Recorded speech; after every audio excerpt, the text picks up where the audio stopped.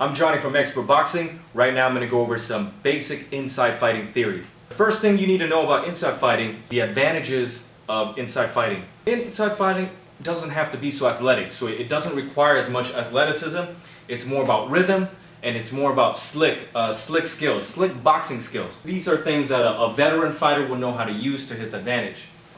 Inside fighting allows you to nullify some of your opponent's advantages. For example, a guy with longer arms, a guy with more speed, or more footwork, or more height. I can use inside fighting to close the gap and make it hard for him to use his speed and use his footwork against me.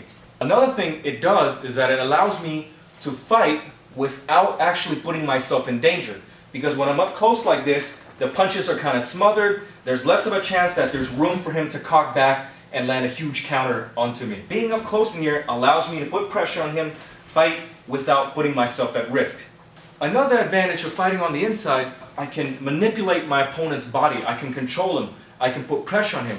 I can wear him out. I can push him around, tug him, pull on him, push him, force him off balance. And if I'm a better mover, I'm a better swimmer on the inside, then it allows me to wear him out without me actually having to wear myself out. I can wear him out without me putting myself in danger of his punches because I'm smothering him while I'm doing this. Another advantage, I can use inside fighting to control the pace. I can speed up the fight by throwing fast punches. I can slow down the fight by holding. I can stall the fight, catch a break. Or I can use this moment to lock his arm, like I said, throw him around and wear him out. These are some basic advantages of inside fighting. The first principle of inside fighting is that you need to think of yourself as being on the outside. Remember this. Remember how when you were taught to box, they tell you to stay outside, to go around, use angles on your opponent. When you go inside, try to do the same thing. Even though you're on the inside, think of yourself as being on the outside still. You're the outside circle, he is the inside circle. Think of yourself as being bigger and surrounding him. If he's here, this is my opponent. If I come in the smaller circle, I'm going to be like stuck in my shell, stuck in my circle, and he's all over me with punches and attacks. He's all over, he's angling around me. That's the way it's going to feel. You don't want that feeling. When you come in, you want to feel like, yes, you guarded, but you're surrounding him. He's the one stuck in the small circle. You're the one in the big circle. Even though you're on the inside, you're close range, imagine you're really still on the outside. The closer you are, the easier it is to find these outside angles around your opponent. Now, how do you get this outside feeling effect? It really has to do with your body position and your presence. Even though you're inside, feel, okay, you have this presence. You're still a big person. You're still surrounding him. It's not this. You don't all of a sudden disappear into a tiny little ball and try to sneak into him. You're still coming in big. Give you the feeling up close in front of the camera. This would be me as a small inside. This would be me big inside. Here's the view. Even though you're in here, you can threaten wide. You can threaten from the outside angles. Not here, and then you have no angles to threaten from. And if anything, it's easy for him to threaten you. Position and presence. Think about the way you feel. Think about that even when you're coming inside, you're still around him. You're still outside of him. You're not inside and disappearing into a tiny ball. Now I'm going to show you how to close the distance and get into the clinch. If you want to get comfortable as an inside fighter, you need to learn how to get into the clinch without taking damage. Here are some basic ways to think about it. The first way you can do it is to walk in. Let's say we're in the middle of the fight, whatever, I put up a guard, I walk into my opponent. I can walk in, maybe during a fight, I slide my way in. I just kind of ooze my way in like that, and I walk into him. I can also duck my way in, boom, and I come in like this. I can also slip my way in, boom. Okay, I slip my way in like that. I can also make contact any way that you can. We crash. For example, let's say we're fighting. Boom, boom, boom, boom, boom. Just walk in. Don't be afraid to make contact. Just come into him. Don't feel that you have to be clean where the only thing that touches is your hands. No, I touch my shoulder, my body, my stomach, everything. Just, it's messy, it's dirty. Don't think that you have to avoid him. And likewise, when he makes contact with me, okay, he's punching, okay, I don't worry about it. Walk in, make contact, don't be shy about it. Another thing you can do is to grab his arm. For example, when he's punching you, so he's throwing some punches, again, okay, you can grab a punch. These gloves are pretty big. Sometimes when they hit you with a big punch or to the body or something, you can you can grab something like that. Let's say, for example, he throws, okay, something gets in, you can clip right here. All right, when his arm goes around you, you don't have to grab his, you just bring your arms down. I've seen guys do this, they grab the arm that way, they control it. If you're punching, you will see moments where if he's really extending his arm, you will see moments where you can just pull his arm, okay, and take advantage of it. It's not perfectly legal.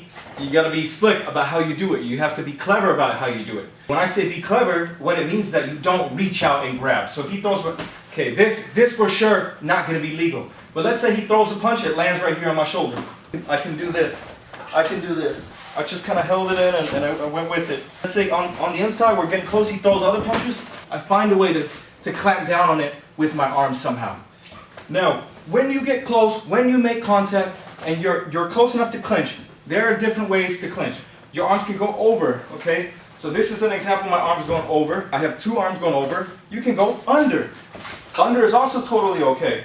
All right, some guys will even do this. They're trying to show the ref that they're not trying to be on the inside, but they are because they're going forward. You can also have a combination of over and under. So notice how this arm is over, this one is under. This would be how you hook your arms.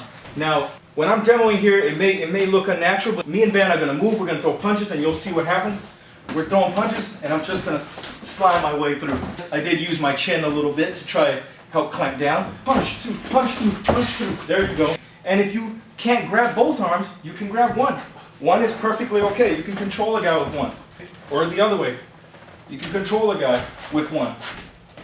Another thing you can do is to grab his waist. We're in close range, blah, blah, blah. There's no opportunity for me to grab his arm. I can go here, and you see, bring my shoulder closer to him, or bring my arm close to him, and manipulate his waist. Okay, I pull on his waist, I hang on his waist, or I use the weight, okay? I use the weight, and we both spin together, okay? And that's how I would use that kind of technique to manipulate his body and his balance. Another thing you can do to get close into clinching range is you can punch your way in. So for example, it's like boom, and I come in like that. This is kind of a fall in. Sometimes I will do this when I'm tired. I purposely throw a right hand that I know he has to block. He has to block it, and then I fall in with this punch. I literally go boom, and I just, and there you go. I've made my way in safely. So you can disguise it. You can just boom, boom, boom, boom, boom. And there you go. You see that? I didn't aim for his head because he might roll under. So I did a huge body shot, but really I don't care if the shot lands. All I wanted to do was to just get inside. I'm going to show you my favorite closing methods. My first one is to lean back, slip under, and then come in. Let's say, for example, I'm on the ropes, okay? I'm on the ropes. My opponent's being aggressive, but he's not stupid enough to jump onto me because he knows if he jumps into me, then I'll grab him and I'll clinch. So he knows this, so he's keeping a distance. When I try to grab him, he keeps a distance. When I try to grab him, exactly. So what I do is I lean back and I try to get him to punch at me, and when he punches, I slip under and I come in. Now I don't have to use this against the ropes. I can use it any moment I want. I can't just jump in like this. It makes me vulnerable. I need him to commit first, and I need him to come into me. So what I do is I lean back, okay? I lean back, even excessively, yeah, exactly. I lean back excessively, here it is, and boom, and there you go, and I'm in. Doesn't matter what punch he throws, I just lean back, and there you go, I'm in. Don't make it obvious that you're gonna come in. Make it look more like you're gonna counter him. Make it look like you're gonna do something like this, and then in fact, actually, you know, you're doing that. And most guys, when they see you going down like this, some of them might actually jump on top of you. Some of them, if they're smart, they'll jump back. Okay, exactly. So that's one of my favorite ways to close. I lean back, and then I slip under, and I come in. And of course, I slip under when he throws a punch. Doesn't matter what punch it is, go under. My second favorite way of closing is to punch my way in. Let's say we're in the middle of a fight, then I start getting aggressive and then I'm in. Let's go over some details. It's not just wild brawling. The first thing I do is I don't aim for his head. I aim for his chest, and I aim hard. So I'm like, boom, boom. I'm trying to power through his chest.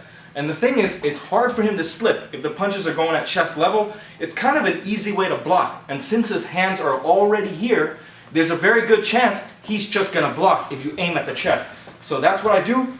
I make him block, that way his hands are occupied. I power my way through, and then I just kind of, I go on top of him. The third way that I like to come in is I force the fight to the ropes and I square them off. So for example, I find a way to get the fight closer and closer to the ropes, and once it goes to the ropes, I square off like this, okay? I square off like this, and it doesn't matter what he does, okay? He might punch, he might try to move, and eventually I'll be able to hook an arm around his waist, or I'll be able to grab something, but I square off. Because if I do this, it's easy for him to kind of pivot and squeak out, okay? If I do this, he'll just pick one direction and he squeaks out. Or he might go the other way, okay? He might squeak out the other way. So what I do is get it to the rope, boom, right here. Now it's like, it's gonna be a hug fest. It doesn't matter how it happens, but it's definitely gonna be a hug fest. Of course, I don't stand like this. I might be a little bit more defensive, but I'm basically looking for a way, okay? I'm looking for him to commit. The moment he throws a punch, any punch, boom, boom, okay? I swing my way in, I grab the man. My favorite position when I get into close range, when I'm in clinching range, is to try to get my chest on his head. For example, we're up in close range. My favorite position is he's down here. And I'll tell you why this is my favorite position, is because when he's here, I know that my head has a much less likely chance of getting countered. And I'm putting pressure, so we're both leaning on each other. I'm putting pressure, my chest is holding him down, it's oppressing him, and then my arms are free to just fire anywhere I want. I'm kind of crushing him down, okay? So I'm on top of him like this, crushing him down. So it is easier if I'm a taller guy to crush a shorter guy or a guy who's down there. On the other hand, if I was the one down here, I'm gonna feel like it's a hard way for me to get up. He has full control. He can kind of swing his arm everywhere, you see? Now let's say he's taller than me. What I try to imagine is I imagine that my head has a spine or something that goes higher and then crushes down on his. I don't think that I'm trying to push him with my head. No, I imagine my head extends and it goes past. So I could be shorter and still kind of apply this rule. You see how my head is in his chest? I'm not like this. I'm still oppressing him, okay? I'm kind of crushing him downwards. And from here, I look for any hole, any crack, anywhere that I can sneak punches through. I just wing it, I throw it, I push him, and I keep this pressure. I keep this pressure on him no matter what. I push, I turn, he turns. He's gonna try to turn. I keep, okay? This keeps him busy. Another way is I can put my chest on his shoulder. So for example, this position right here. This position right here, highly favorable. This allows my chest to keep him busy. My chest is pushing him. Then my arms are free to fire and punch and whatever I want to do. Now when you're punching your opponent from this chest crushing position, what you want to do is keep him in his shell. That's the goal. You're constantly pushing him back, constantly forcing him on the defensive, okay? The moment your chest comes off him and there's space, he will fire. As long as you're pushing in, his goal is to get you off him. But the moment you're off him, now he's going to fire back and he's going to throw counters. So when you're here, boom, boom, boom, boom, boom, keep him busy. Sometimes hard shots, sometimes small shots, fast shots. Doesn't matter if he blocks it, okay? Just keep him busy. And then this will allow you to force him back and stay on the defensive. Looks good for you during fights. And you know, the judges will definitely score that in your favor. If you can't get to this position, you can't get to a position where you can use your chest to affect him, you can also do a mirror position. Mirror positions are usually head to head, and then you both fire. That's fine. You can do a head on shoulder. You have something like this, so both of you are like this, and then you can fire through this, all right? But ideally, you have your chest putting force on him. I don't have to make my chest hit his. I can run my chest into his gloves, and just my chest here can keep that arm busy while I throw my own punches. So again, this is my favorite position to be in when I get into close range. My chest pushes, my arms are free to counter. And I can use my head too. I can use my head to put a little weight on his shoulder, put a weight on him, and keep pushing him down, keep him down there. Last note about closing the distance. You have to be relaxed. You have to be calm. You can't jump in. So let's say we're here and I try to do that. He's gonna freak out. He might throw a counter, he might back up. That's not going to work. If you want to go inside, you have to be calm. You got to swim your way in. Boom. We're fighting. Okay? And I move my way in. I put pressure by walking towards him. Be calm. Swing your way in. Okay? And a power puncher is going to throw lots of hard shots. And if you're lucky, he's going to panic and he'll go wild. He's throwing lots of hard shots. And I don't worry. I just stay calm. I let him swing. He's not comfortable. He's swinging. I let him use all his energy while I swim my way in and I grab him. So find a way to be slick. It's all about being slick. It's not about being fast. It's not about being surprising. It's not about jumping in. It's not about trying to be athletic. Just swim your way in. Be calm. And the funny thing is, you know you're doing it right when the more calm you are, the more panicky he gets. Let's say he's coming into me and I'm not comfortable. He's putting a lot of pressure. I might freak out and just swing wild, okay? Let him swing wild. Swim your way in. Ooze your way in. Okay, he's going to be wild. He's going to try to throw you off him. Let him do it. Let him burn out his energy. You're calm. You're calm. Just keep finding a way. Put pressure. Put your chest on him. And then just keep him busy, okay? Keep him on the defensive. It helps to have some trained timing movement. Sometimes you got to have some rhythm in you that you already know beforehand. For example, like certain fighters, I might go like boom, boom, and I move in. Have some movements beforehand. Everybody has their own way of coming in. I might, okay? Everybody has their own way. Sometimes I punch, boom, and I leave this out here, okay?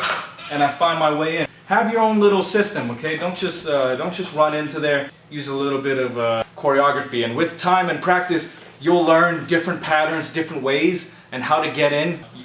For guys of different styles, you'll learn how to move in a way that makes it easy for you to get inside. I'm Johnny from Expert Boxing. Subscribe to my YouTube channel. Also check out my website, expertboxing.com, for more free boxing tips. Thanks for watching.